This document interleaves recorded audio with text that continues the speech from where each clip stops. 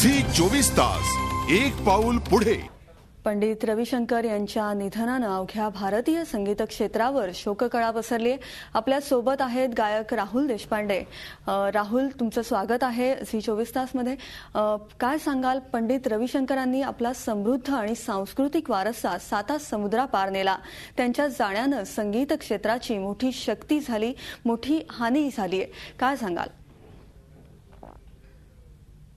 रविशंकर हे नुसतं नाव जरी घेतलं आपण तरी त्याची व्याप्ती एवढी मोठी होती की आता तुम्ही म्हणालात तसं भारताबाहेर आपल्या भारतीय संगीताची जर ओळख सगळ्यात मोठी जर कोणी करून दिली असेल तर पहिलं नाव मला वाटतं पंडितजींचं येतं, पंडित रविशंकरजींचं.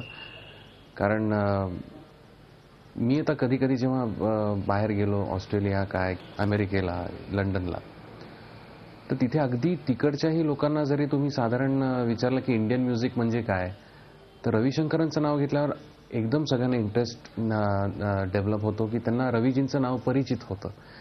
तर इतके त्या मला असं वाटतं की ते फक्त आपल्या देशापुरतंच नव्हे तर एक अतिशय काय म्हणतात त्याला, जगामध्ये सगळीकडे ते प्रसिद्ध झाले. आणि भारतीय अभिजात संगीतात इतकं मोठं योगदान अजून कोणीच नाही केलेलं. नक्कीच राहुल, भारतीय अभिजात संगीताला नवी ओळख पंडितजींनी निर्माण करून दिली. त्यांचं स्वतःचं योगदान जेवढं मोठं होतं तेवढंच रसिक घडवण्यातही त्यांचं योगदान होतं. काय सांगाल? जबरदस्त परफॉर्मर होते. म्हणजे काय असतं ना की माझ्या डोळ्यासमोर असणारी काही व्यक्ती आहेत किंवा जे काही मी तसं खूप लहान आहे, पण मी जे ऐकत आलेलो आहे की किंवा मला सगळ्यात मोठं भाग्य जे काय लाभलं माझ्या आयुष्यामधला, तो एक फार मोठा प्रसंग होता जेव्हा पुण्यामध्ये त्यांचं सतारवादन झालं. शेवटचा त्यांचा कार्यक्रम होता आणि त्यांच्या मागे तंबोऱ्याला बसण्याची मला संधी मिळाली. मी संधीच म्हणतो. आणि ते जे काय 2.5 तास होते माझ्याकरता, मी तुम्हाला खरं सांगतो आत्ताही माझ्या अंगावर काटा आलाय की मी त्या माणसाला, म्हणजे ज्याला आपण इन ऑ म्हणतो ना, मी तसं त्यांच्याकडे बघत होतो. त्यांचं अख्खं जे काय हात असतील वगैरे नाही, ते फक्त हाताने सतार नव्हते वाजवत. त्यांचं अख्खं जे काय अंग होतं, शरीर होतं, ते पूर्णपणे ह्याच्यामध्ये बुडलेलं होतं. म्हणजे आता हे बोलतानाही मला असं भरून येत आहे की मी त्यांना जेव्हा बघितलं वाजवताना तेव्हा त्यांच्या डोक्यामध्ये दुसरा कसलाही विचार नव्हता, कसलाही नाही. आणि अशी एक मला वाटतं ही अवस्था जी काय असते, ज्याच्यामध्ये आपण स्वतःला पूर्णपणे त्या संगीताशी आपण समर्पित करून देतो, ती जी समर्पणाची भावना आहे, एक होणं ज्याला आपण म्हणू शकतो, ते मला साक्षात बघायला मिळालं. आणि मला ते बघता बघता माझ्या डोळ्यातनं पाणी येत होतं की त्या माणसाने जे काही तिथे कलाविष्कार केला ते बघून. आणि नंतर ते फक्त म्हणजे टँट्रम्स मी या मोठ्या कलाकारांचे खूप वेळा ऐकतो आपण किंवा हे करतो, पण मी स्वतःनी बघितलेली ही गोष्ट आहे. ते आले, बसले आणि त्यांनी जेव्हापासून त्यांच्या ते सगळे बाजूला असं देवीचे फोटो आणि बाकी सगळे देवदेवतांचे फोटो होते, त्यांना नमस्कार केला. आणि तिकडे बसल्यानंतर 2.5 तास बाकी काहीही नाही, इंटरव्हल नाही, पाणी नाही, काही नाही. त्यांचं झालं, ते उठले, सतार खालती ठेवली, नमस्कार केला लोकांना. आणि खरोखर तुम्हाला सांगतो त्याच्यानंतर जवळजवळ 3 ते 5 मिनिटं लोक उभं राहून टाळ्या वाजवत होते. हे मी माझ्या डोळ्यांनी बघितलेलं आहे, मी याचा साक्षीदार आहे. आणि ती जी काय एक अनुभूती असते, तो जो अनुभव आहे, मी आजतागायत तो अनुभव घेतलेला नाही. तो फक्त मी रविजींच्या बाबतीमध्येच घेऊ शकलो. राहुल, फारच विलक्षण अनुभव तुम्ही सांगितलात. त्यांच्या सतार वादनात एक एकरूपता दिसून यायची असं तुम्ही आत्ताच म्हणालात. आणखी काय सांगाल, त्यांच्या सादरीकरणाची वैशिष्ट्य काय सांगाल?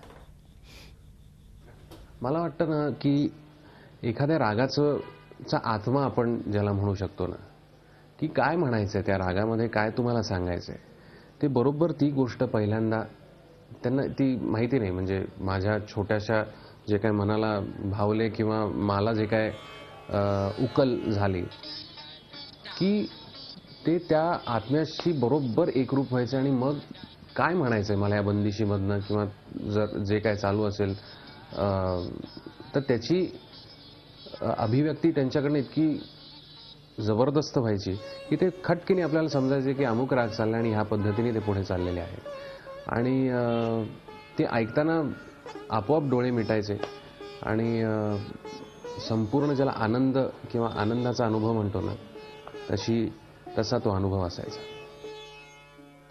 हा आनंदानुभव तर तुम्ही सांगितलातच, पण राहुल, सादरीकरणातून पंडितजींनी जसा प्रेक्षक वर्ग निर्माण केला तसाच शिष्यवर्गही निर्माण केला. त्यांचा सांगीतिक वारसा त्यांचे शिष्य नक्कीच पुढे नेतील, नाही का? काय सांगाल? समर्थपणे त्यांचा वारसा पुढे चालू आहे. त्यांची कन्या जी आहे, सुकन्या अनुष्का शंकर, त्या पण अतिशय सुंदर सतार वाजवतात. त्यांनी त्यांचा वारसा समर्थपणे चालू ठेवलेला आहे. त्यांचे बाकी शिष्य जे आहेत, त्यांच्या घराण्यातली जी लोक आहेत, आमचे नीलाद्री कुमार आहेत, त्यांच्याच घराण्याचे आहेत. अप्रतिम सतार ते स्वतः वाजवतात.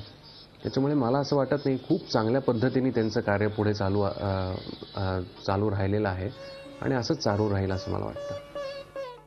नक्कीच राहुल, संगीताची मोहिनी 6 पिढ्यांवर या कलावंताने गाजवली होती. अशी व्यक्ती, असा कलावंत पुन्हा होणे नाही. अशा लोकांची उणीव म्हणा किंवा म्हणजे तुम्ही भीमसेनजी घ्या किंवा माझे आजोबा घ्या किंवा पंडित कुमार गंधर्व घ्या किंवा पंडित रविशंकर घ्या, ह्यांच्या जाण्याने काय होतं की आपण म्हणतो की विद्यापीठ लोपलं, ही या अतिशय खऱ्या गोष्टी आहेत सगळ्या. पण एक साधारण मला असं वाटतं की जरी आपण म्हणजे मी माझ्या आजोबांचं उदाहरण घेतो की बुवा नाही, आपला आवाज चालत जरी नसेल तरी ते असण्याने जी एक आपल्याला उभारी मिळते ना, किंवा आपल्याला जो एक कॉन्फिडन्स मिळतो, उत्साह मिळतो की त्यांच्यासमोर मला बसून मला अमुक काहीतरी सादर करायचं आहे. त्यांचे नुसते हात जरी आपल्या डोक्यावर पडले तरी आपल्या आयुष्याचं कल्याण होतं, आपला उद्धार होतो. तर अशी आता व्यक्ती आपल्यामधनं निघून गेलेली आहे. तर ही उणीव आमच्या तरी आजन्म आम्हाला भासणार की बुवा एवढा मोठा माणूस आता परत होणे नाही, त्याचं दुःख कायम राहणार. झी 24 तास, एक पाऊल पुढे.